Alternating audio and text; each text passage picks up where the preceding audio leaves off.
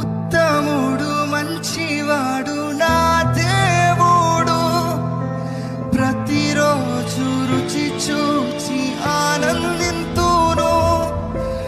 ఉత్తముడు మంచివాడు నా దేవుడు, ప్రతిరోజు రుచి చూచి ఆనందింతును.